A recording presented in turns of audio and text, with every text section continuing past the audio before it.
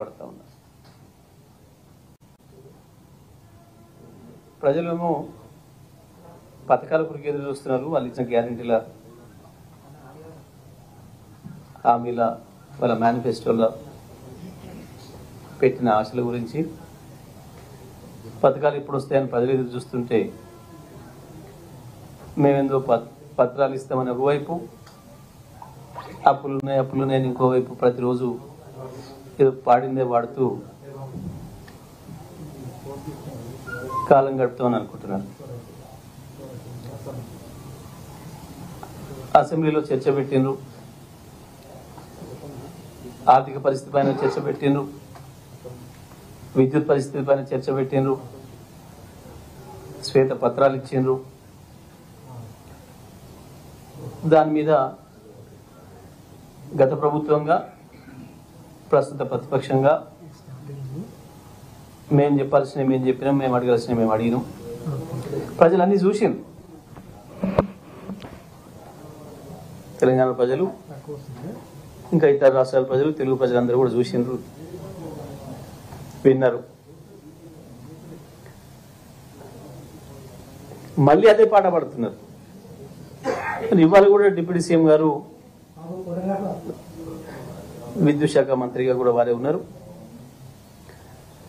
మళ్ళీ ఇది ప్రాజెక్టు సందర్శన పోయినా అని చెప్పి మళ్ళీ అదే వాడుతున్నారు. స్పష్టంగా చెప్పినాం, అప్పులకు సంబంధించి, ఆస్తులకు సంబంధించి, ఆదాయాలకు సంబంధించి ప్రజల ముందు తేట తెల్లంగా ఉంచినాం.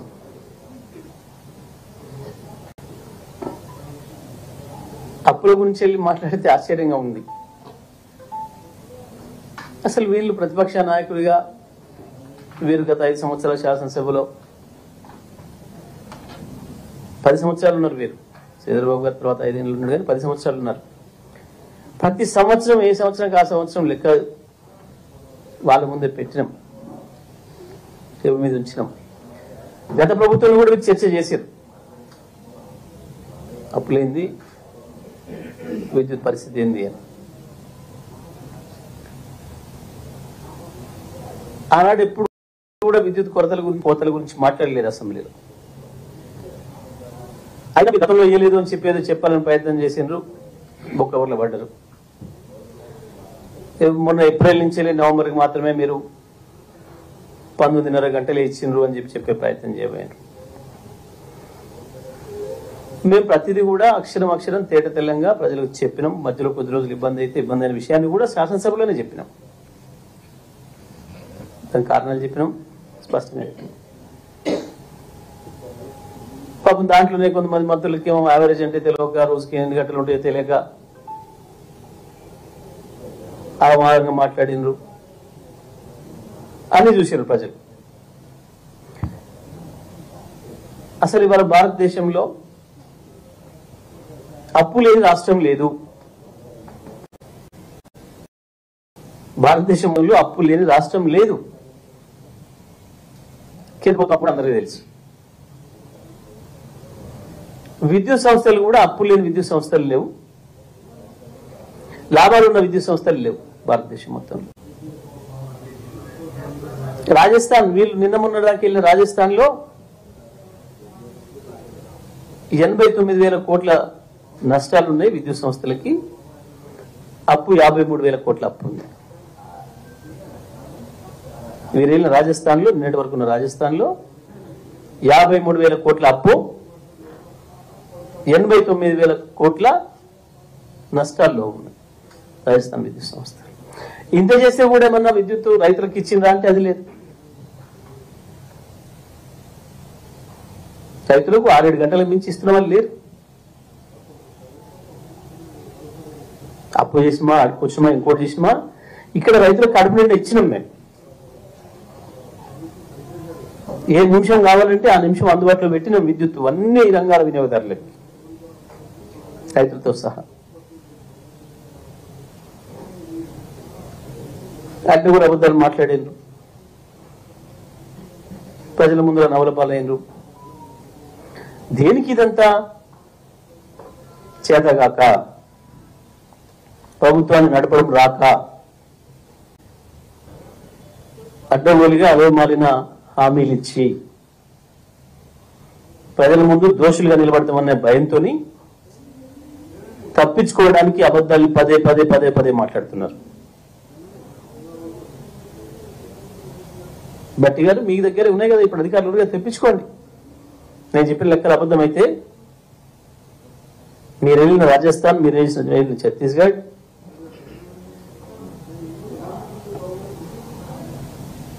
ఇవాళ మీరు వెళ్తున్న కర్ణాటక, మధ్యలో మీరు వచ్చిపోయిన మహారాష్ట్ర, ఆ తర్వాత మధ్యప్రదేశ్, ఇన్ని రాష్ట్రాలు కూడా అప్పులున్నాయి, నష్టాల్లో ఉన్నాయి. మధ్యప్రదేశ్ అప్పు నష్టం 56,000 కోట్లు, ఉత్తరప్రదేశ్లో 70,000 కోట్లు, ఏపీలో 25,000 కోట్లు, మహారాష్ట్రలో 25,000 కోట్లు. అప్పులు కూడా అదే పరిస్థితులు ఉన్నాయి.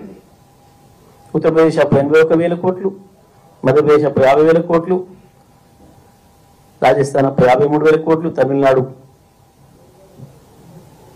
145 లక్షల కోట్లు.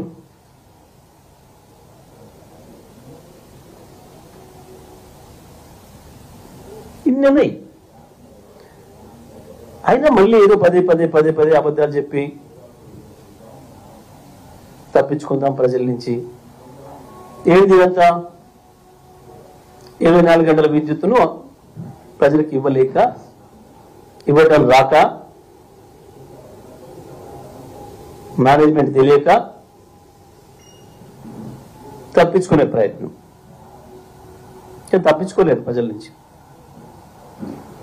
ఇవాళ పోయి అదేదో మాట్లాడాడు sub critical, super critical technology గురించి.